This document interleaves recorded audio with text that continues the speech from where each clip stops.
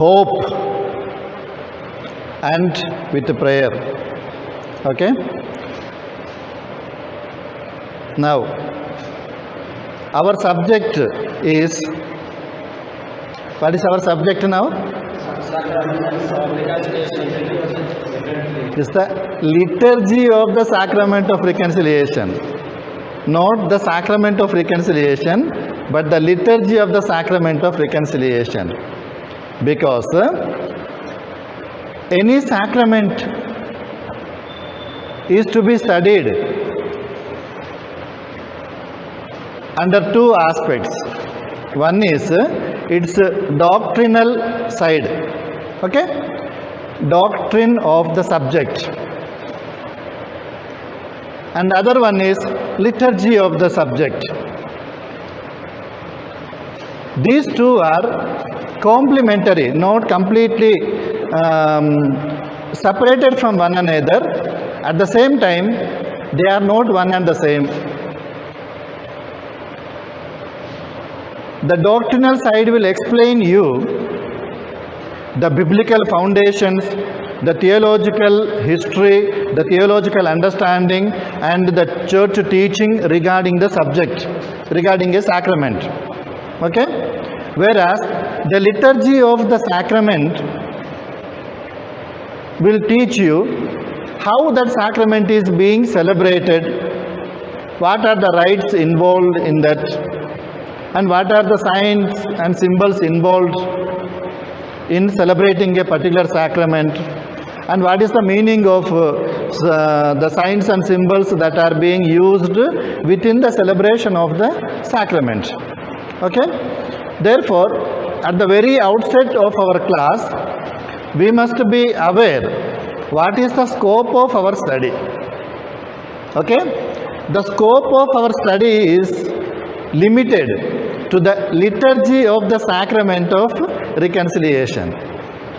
Liturgy, we don't want to enter into the doctrinal area unless and until it is required for the subject. Okay? Wherever it is necessary, we do touch a little bit of that one.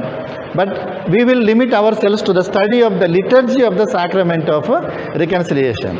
Okay? We shall remain within the frame of liturgy and don't jump into the field of doctrine of the sacrament of reconciliation, because somebody else probably will be taking the subject. Have you already covered? I think it already supposed to be over by this time. Sacramental theology, while dealing, somebody will be touching upon the sacrament of reconciliation. Have you finished already course? Last year, no? Andrew. Okay. Since you have already covered the doctrinal side of the subject, now we will limit ourselves to the liturgy. Okay? But while taking class on the liturgy of the sacrament of reconciliation, suppose you don't understand certain meanings or certain background to that one, you can refresh your memory by asking questions if you want. Okay? At any time you can ask your questions. There is no problem in the teaching. You can ask any question that you want. But try to limit yourself to the subject matter. Okay? Don't go out of the subject. But remaining within the subject, you ask anything at any time. So, to the extent that is necessary to explain the sacrament, the liturgy of the sacrament of reconciliation, we will study also the theology a little bit. But our main concern and the focus is always on the liturgy and not to the doctrine of the subject. Clear, no? Now,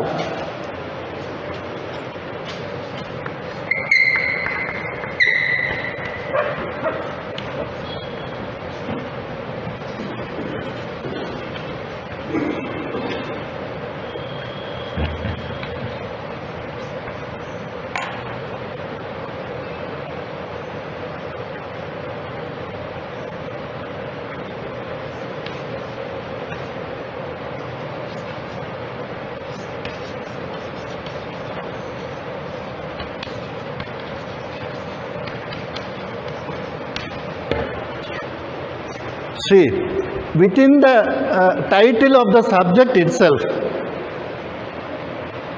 there are three important words.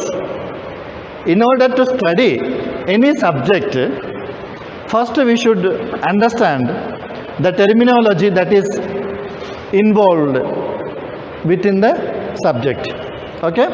Since our subject is the liturgy of the sacrament of reconciliation, first we must understand what is liturgy, what is sacrament, what is reconciliation. And I am sure in the introduction to liturgy, you have surely studied what is liturgy. Okay? And in the sacramental theology, you have studied what is sacrament.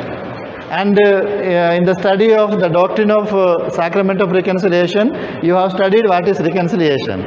Okay? So this first hour we shall spend in refreshing that memory first, in order to jump into our field of study. Okay?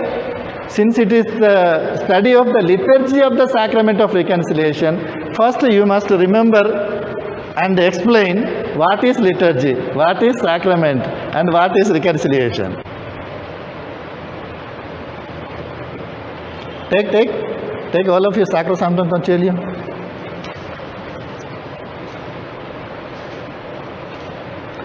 Take number 7. Number 7. The great work of Christ is always present in the church, especially in the liturgical celebrations. Now if you begin reading, it's a big passage. It is a public worship. Liturgy is a public worship. Now you say, it is a public worship.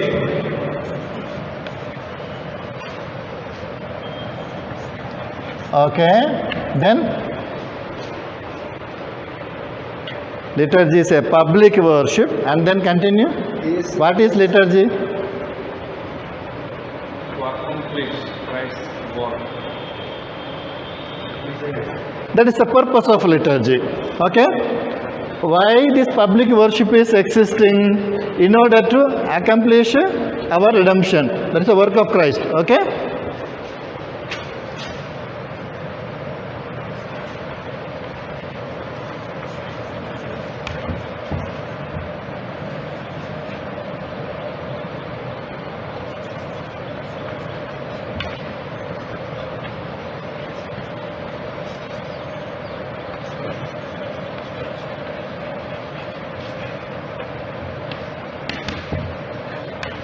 Okay, that is the purpose. Then, who is the hero? Who is the celebrant according to the teaching?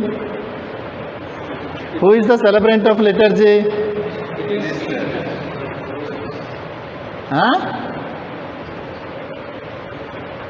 It is exercised as the priestly office of Jesus Christ.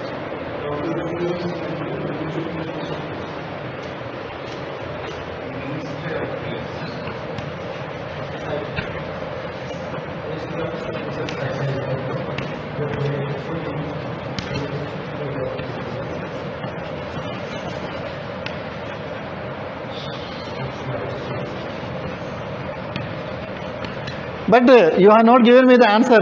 Who is the celebrant here? That sentence is extremely important.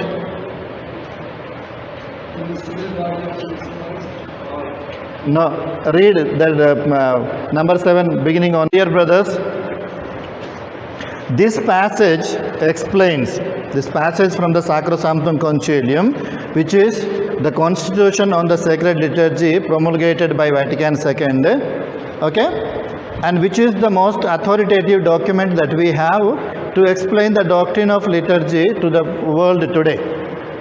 Okay, therefore all must study Sacrosanctum Concilium properly, and this is part of your assignment. Okay, your assignment has 2 parts. Number 1, a study on the Sacrosanctum Concilium. Okay, and the second part is general introduction to the sacrament of reconciliation. These are the two documents which you need to study for your assignment. Clear? Since others are watching and they have to know what is assignment for them also, I am telling you in the mic itself. Your assignment consists of two documents. One is the study of Sacrosanctum Concilium. The other one is general introduction to the sacrament of reconciliation. The first one you will find in the Vatican II Documents book. Okay? The second one you will find in the this one, ritual, no? The book that is meant for celebrating the sacrament of reconciliation. In that you will find this one. In our library, we have two important books, two volumes of one book called The Rites. Okay? The Rites. The title of the book is The Rites, with a red cover, with a golden cross on the top. Okay? In the reference section, in the third shelf, from down, second section, last two books. These two books you will find there. Okay? In that volume 1, you will find this document. Okay? Did you understand? Yes. The book title is The Rites. It has two volumes. First volume deals with this. The rites. Yeah, when you are free, if you get, I will show you afterwards. That's enough. It's a 2 volumes book, red book. We have in the library. So that is your assignment. Clear? Now we shall just once again refresh ourselves with the knowledge of the notion of liturgy first before proceeding with the subject. Okay? Start writing down. The definition of liturgy according to Mediator Dei.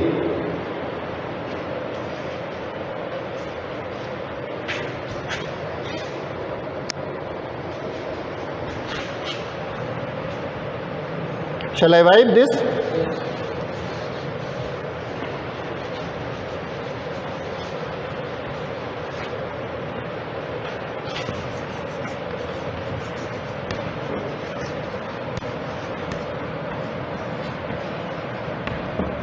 Mediator Dei. This is a document or encyclical promulgated by Pope Pius XII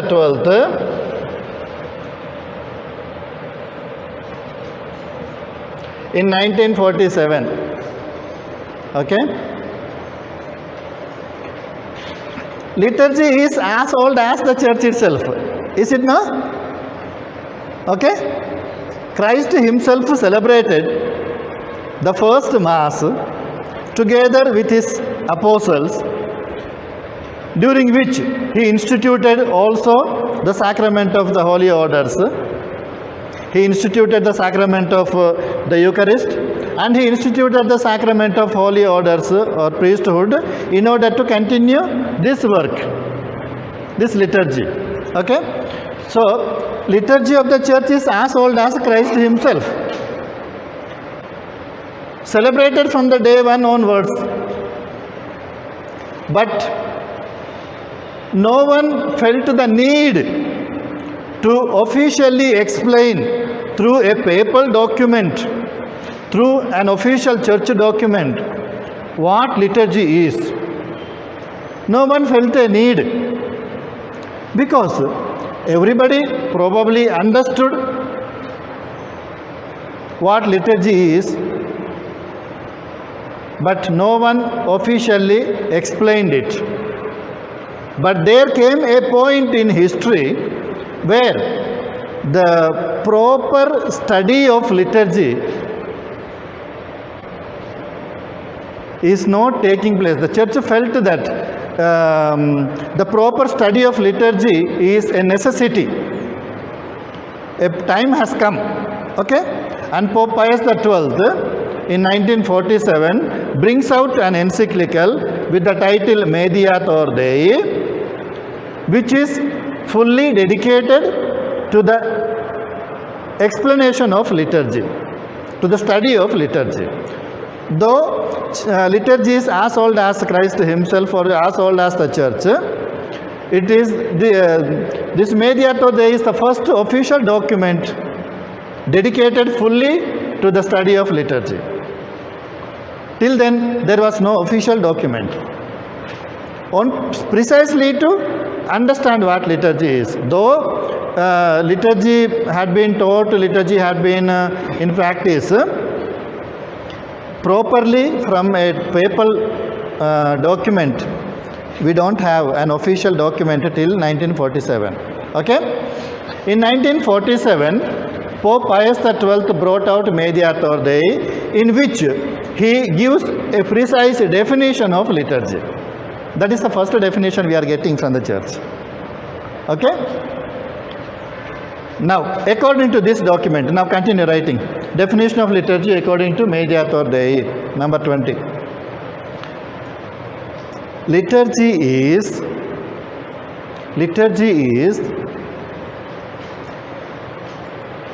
the whole public worship,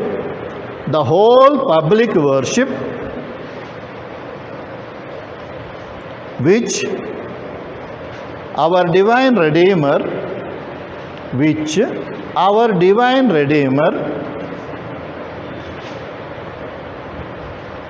as the head of the church,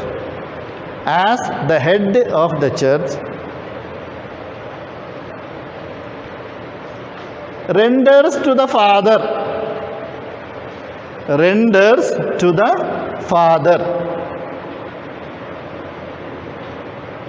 Liturgy is the whole public worship which our divine Redeemer renders to the Father. And it also is the public worship. It also is the public worship which the community of the believers,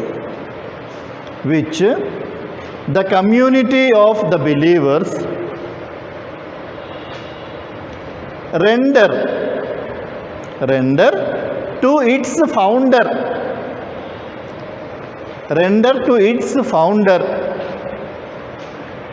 and through him to the Heavenly Father. Full stop. In other words,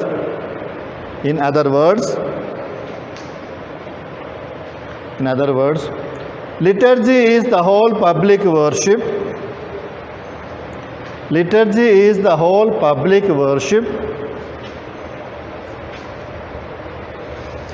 Rendered by the mystical body,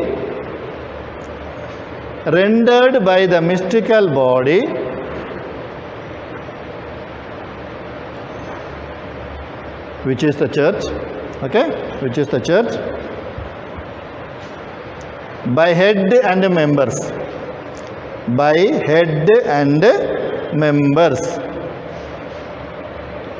and members. Okay?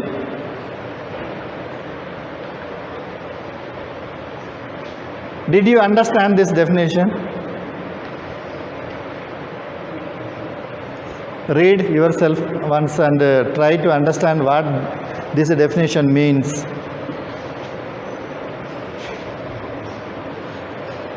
Liturgy is the whole public worship which our divine Redeemer renders to the Heavenly Father, and it also is the public worship which the community of the believers render to its founder, and through him to the Heavenly Father. In other words, liturgy is the public worship rendered by the mystical body, which is the church, by head and members. Okay?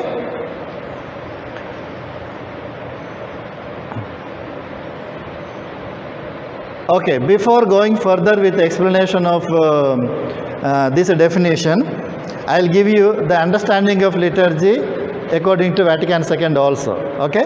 After studying that one, we shall come to explanation of the definition, because one complements the other. Right. The description of liturgy according to Sacrosanctum Concilium. Description of liturgy according to Sacrosanctum Concilium number 7. Sacrosanctum Concilium.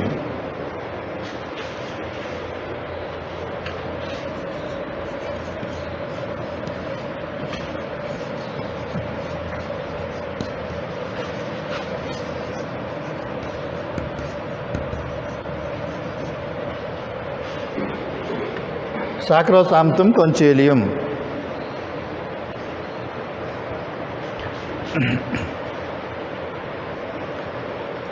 Now understand this way. Don't write immediately. In 1947, Pius XII brought out Mediator Dei, in which he gave a dogmatic definition of liturgy. It's a dogmatic definition. Okay? Dogmatic definition he has already given.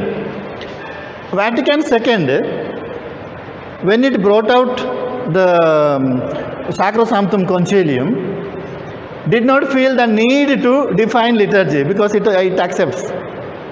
Okay? It is valid. This definition is valid. But it makes an attempt to explain this definition in its description. It describes liturgy. It does not give a definition as such, but it describes liturgy in 3 sentences. Okay? Right. Number 1. Liturgy is the exercise.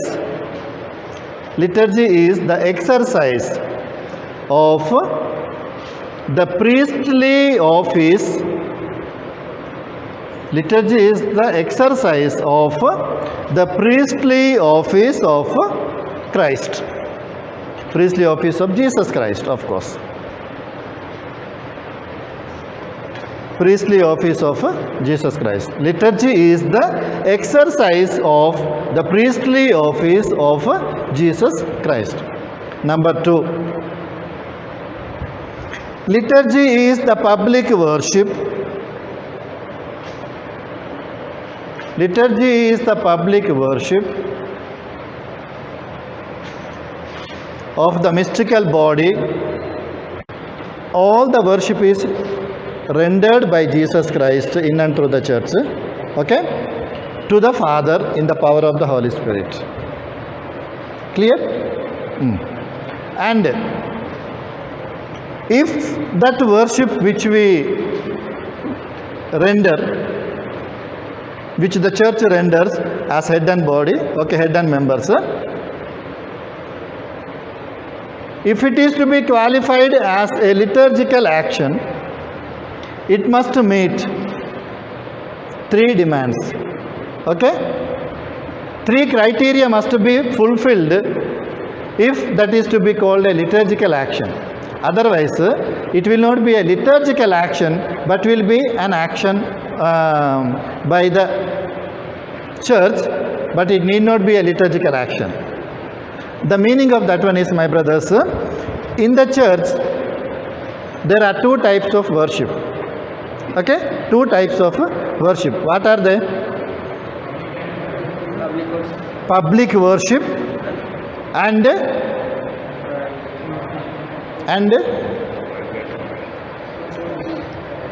public opposite is private. Always private only.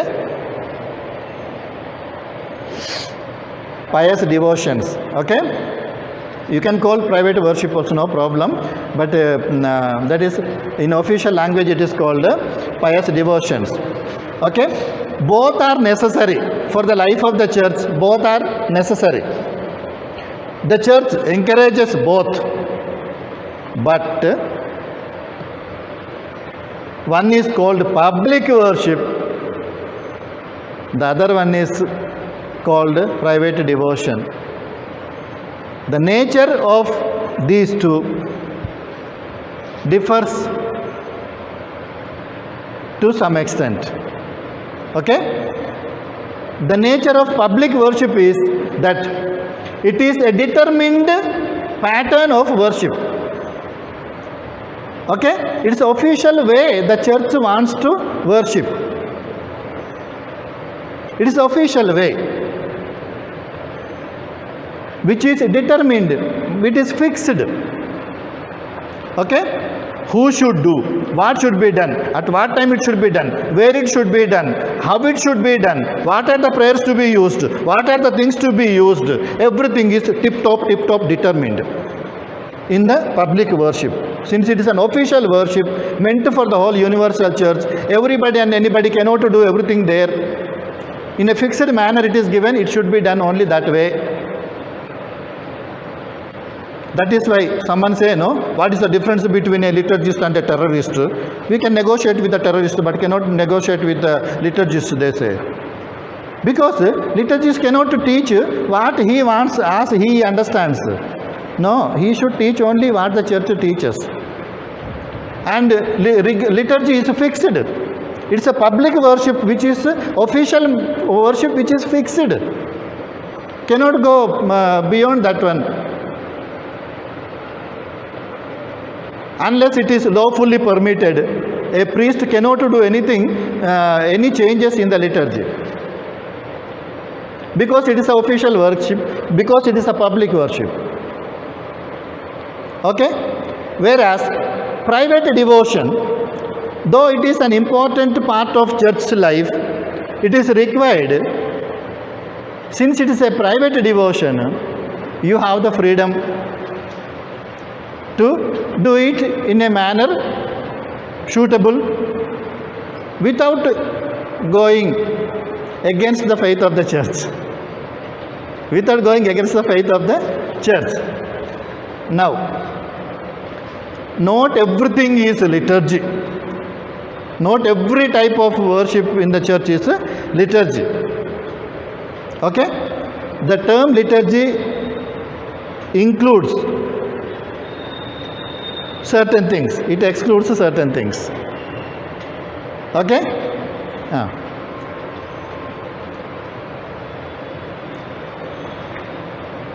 Way of the cross. Okay? On Good Friday, celebrated by thousands of people together with grand processions, with all makeup and everything. Is it a public worship or a private devotion or a pious devotion? Pious devotion.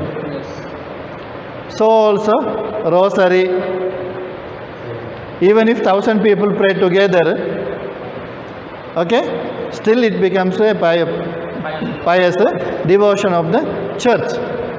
Okay? Whereas the Mass, whether celebrated by 1,000 people or only one person, public worship or pious devotion? It becomes a public worship because it is the official worship of the church, which is a determined pattern of worship. Okay? The term liturgy or the scope of liturgy, the term liturgy is as follows.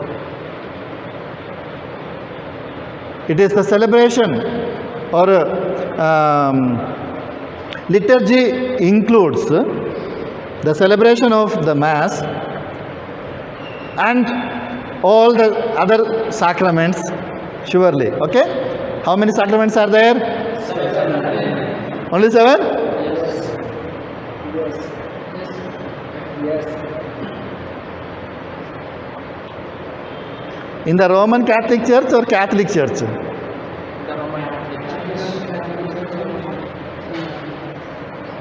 fellow.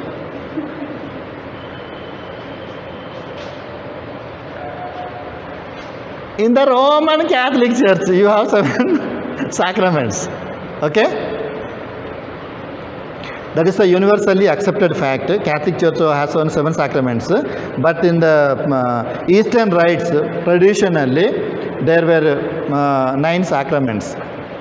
Traditionally, in the Eastern churches, 9 sacraments are there. Accordingly, 9 seasons also in the liturgical year will be there. Okay, leave that side. At present, the number of sacraments in the Roman Catholic Church is fixed for 7. It is finished. Okay, 7 is the sacrament. These 7 sacraments are liturgies. Okay, the celebration of any of these sacraments always is a liturgy. So the scope of the term liturgy is 7 sacraments, and then only 7 sacraments are liturgies. Any other thing?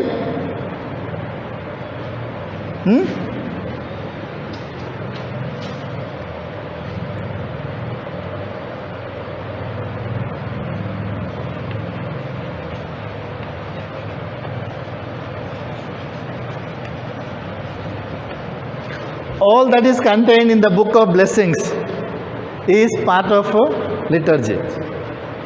It contains blessing of a new house, blessing of a new vehicle, okay? So many other things are there. Book of blessings, have you seen?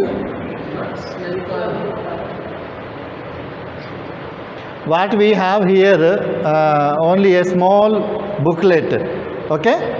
But its official book, Book of Blessings is a big book, more than almost 400 pages. Okay, more than 400 pages the book contains.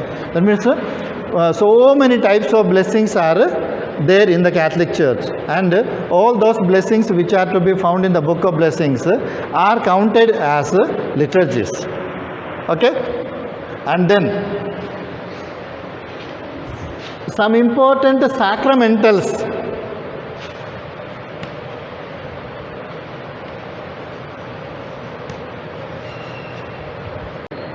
For example, Way of the Cross, and then adoration of the Eucharist, directly connected with the sacrament of Eucharist. But its adoration part, celebration part is the liturgy, celebration part. But its adoration part is paraliturgical celebration. Okay? But you should know, within the adoration of the Blessed Sacrament, the exposition and benediction are liturgical, whereas the rest of thing is paraliturgical. So paraliturgical celebrations are those celebrations which are in direct relationship with the liturgy, but not full liturgies themselves. Clear? Okay, fine.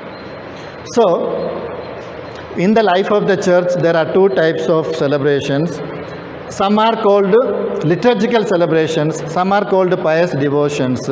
These liturgical celebrations are public worship, they are official worship patterns.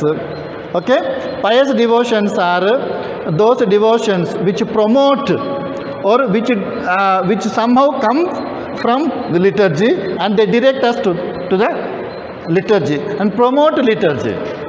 They help us to live a liturgical life in its fullness. Okay? They are pious devotions. The term liturgy includes the celebration of the Mass and all the sacraments, and then some important sacramentals like Christian funeral or religious profession, and then church dedication, and consecration of the abbot, and such things, some important celebrations. And then all the blessings that we find in the Book of Blessings, they are also liturgical. All that you find in the divine office, that is liturgical. Okay? The divine office is liturgical. Okay? And then all other things, other celebrations, or you can call it pious devotions, and some of them are para-liturgical celebrations. Okay? You can call whatever way you mean. But remember, any liturgy proper is always a public worship of Jesus Christ to the Father in and through the church by head and members together. Since it is the action of Christ the priest primarily, the church associated with Christ in the capacity of a minister, the minister himself cannot go beyond what Christ wants to celebrate. Okay? Since it is official matter, official celebration of the church, the celebrants themselves as members of the body, mystical body, have no right over it to change or to add anything to that one. Even if he is a priest, he cannot add or change arbitrarily anything to the liturgy, add or remove anything from the liturgy, even if he is a priest. Adaptations are possible. Adaptations are possible, but not permitted to everybody to do that one. If any adaptation is required, that the local bishops' conferences, they formulate the adaptations required, they send it to the Holy See, and Holy See grants the permission or something called recognitio, and then it will be sent back to the regional bishops in official language, and it will be translated, and then it will become an adaptation which can be used as a liturgical action. Okay, no? Now here comes the necessity to understand the canonical definition of liturgy. Till now what we have explained is the doctrinal side of the definition of liturgy, the term liturgy. But now comes the need to understand the canonical definition. Three things must be fulfilled. Number one, it must be celebrated in the name of the church. Whether 100 people celebrate or one person celebrates, he or she always celebrates that one in the name of the church. What is the meaning of celebrating in the name of the church? That means the whole church is at prayer. The church is there in that offering. The whole church, because it is the worship of the whole church, public worship. So it must be offered in the name of the church, always, because it is the worship of the whole church. And then, second criterion is, it must be offered by a person lawfully deputed to do it. That means liturgical celebrations cannot be offered by everybody and anybody. Liturgical celebrations cannot be offered by anybody and everybody. They must be offered by those persons who are lawfully deputed to do it. That means lawfully allowed to do it. Here comes the need to understand who is the minister of each of the sacraments. Okay? Here comes the need to understand who is the minister of each of the sacraments, because though liturgy includes all these things which we said, primarily it is the celebration of the seven sacraments, and most important one is the Mass. Surely, no? Therefore, now, can the sacraments be celebrated by anybody and everybody? No. Okay, no? Yes. Yes or no, sometimes. Okay? Only in the case of baptism, in a case of danger of death, anybody can validly baptize a person, but only that is an absolute exception. Okay? An absolute exception. Otherwise you cannot do. In any case, a lawfully deputed person only can do it. A liturgical action can be carried out only by a lawfully deputed person. chrism, consecration is reserved to the bishop only. If you attempt to do something which is not in your power, okay, late sententiae, ferende sententiae will come into play. Okay, canonist will come and catch your throat, bishop will come and cut your throat. Okay, don't go for such things. All right. Okay, so only a lawfully deputed person should do everything that he is permitted, and only that thing he is permitted to do. Okay, nothing more, nothing less, because it is a public worship, it is a liturgical action which must be done in the name of the church by a person who is lawfully deputed. That lawfully deputed person should do everything that is permitted to him, and only that thing which is permitted to him. He cannot go beyond that one. You are allowed to give 3 sacraments together, but you are not allowed to consecrate the chrism. That is reserved only to the bishop. As he says, you can postpone it, because sacrament of confirmation can very well be postponed to a later date. Or else you send someone, you continue with the celebration of the mass and give communion and everything. By the time sacristan will reach here and bring chrism, at the end of the mass you can do it. Something you can do that way.